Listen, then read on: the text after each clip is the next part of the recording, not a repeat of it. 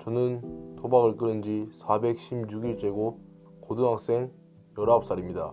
저는 미성년자이기 때문에 불법 토토 사이트에 들어가서 나이를 속여 회원가입을 하고 도박을 하였습니다. 제가 주로 했던 도박은 바카라, 슬롯, 스포츠입니다. 가장 많이 했던 도박은 바카라입니다. 그 바카라에서 저는 현재까지 총 5천만원을 잃었습니다. 제가 도박을 처음 시작한 건 제가 15살 때이었습니다. 친구가 처음으로 저에게 권했고 저는 호기심에 시작을 하였습니다. 제가 처음 빚을 지게 된 건 처음으로 10만원을 잃었을 때입니다. 10만원을 잃었다는 상실감에 친구에게 5만원이라는 큰 돈을 빌렸고 그 5만원으로 잃은 10만원을 복구하려고 했습니다. 하지만 그 5만원도 잃었고 또다시 5만원을 빌림으로써 저의 빚 생활은 시작되었습니다.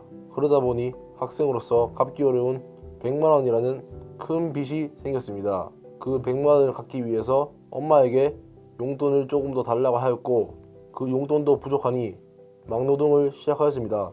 막노동을 시작한 제 나이는 겨우 중학교 2학년이었습니다. 막노동을 하여서 돈을 벌었습니다. 하지만 그 돈으로 빚을 갚지 않고 한 번 더 따고 싶다는 욕심에 다시 도박을 하였습니다. 당연히 꼴았습니다. 저는 엄마에게 도박 사실을 말하고 싶었지만 친구들의 비톡촉 때문에 결국 부모님에게 말하였습니다. 그 말을 들은 부모님은 제게 도박을 하지 말라고 제 빚을 갚아주셨죠. 하지만 1개월 뒤 결국 또 저는 다시 도박을 하였습니다. 그 이유는 돈이 아닌 오로지 도파민을 다시 느끼기 위한 것이었습니다. 제가 옛날에 돈이 없으면 이게 위에 형들이 있거든요. 그 형들이 카카오톡 계정을 받아보라고 시켜요. 돈 주겠다고 5만원씩 한 개당. 그래가지고 친구들한테 카톡 계정 팔래? 하면서 한 2만원 주면서 저는 3만원 챙기고 그렇게 해서 카톡 계정 팔고 당근 계정도 팔고 번개장도 팔고 사기를 친다는 건 얼추 짐작을 했습니다. 하지만 그 당시 기가, 그 당시 상황이 짓눌려서 알면서도 팔았습니다. 돈이 필요했으니까요. 결국에는 1년 뒤 경찰서에서 연락이 왔습니다. 이 계정이 사기로 이용됐다는 연락이었습니다. 빚이 500만원 생겼는데 그것도 사실 부모님한테 말했죠. 갚아달라고. 근데 안 갚아주시는 거예요. 그래서 막 손으로 막 이렇게 해가지고 창문도 깨고 제 자신이 너무 답답해가지고 그래가지고 이제 가출을 했죠. 그래서 학교도 안 나가고 무단결석 5일 끊기고 그러면서 이제 대구 일대를 돌면서 돈 빌려가면서 찜질방 가고 그랬어요.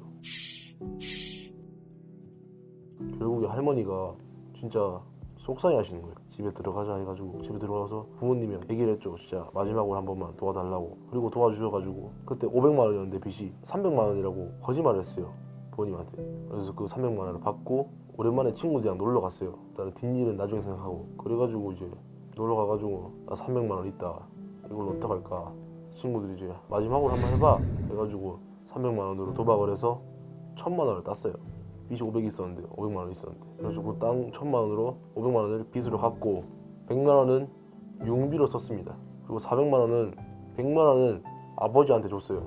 그래도 조금 미안한 마음이 있었죠. 그래가지고 이제 300만원은 다시 또 도박을 또 해가지고 잃었고 그리고 다시 그 친구한테 갚은 돈을 다시 200만원 빌렸어요.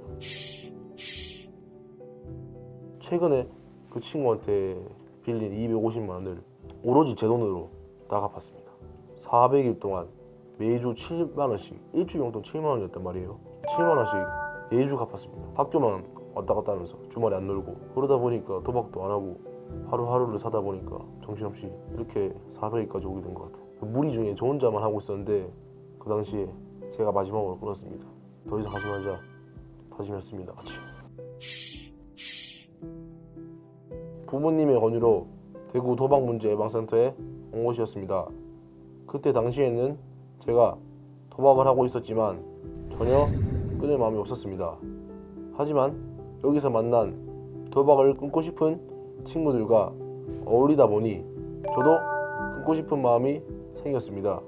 이곳에 와서 만난 친구들이 좋았던 이유는 첫 번째, 얘기가 잘 통했습니다. 도박 중독으로 온 친구들이었고 저 또한 도박 중독이었습니다. 그로 인해 얘기가 잘 통했습니다.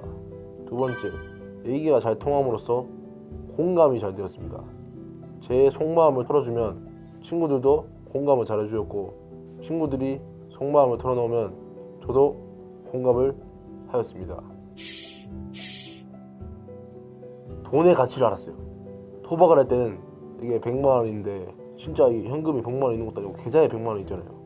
이 100만 원이라는 큰 돈이 얼마나 큰 돈인지 몰랐거든요. 근데 제가 1000만 원을 땄단 말이에요. 그 1000만 원을 지금까지 한 100번 생각했어요. 그 당시에 진짜 왜 그랬지? 후회했어요, 계속. 그걸 후회를 하면서도 또 한 번 느꼈죠. 이제 다시는 도박 안 하고 돈의 가치를 알고 저축하는 방법을 알고 돈의 관리를 알고 살아가야겠다.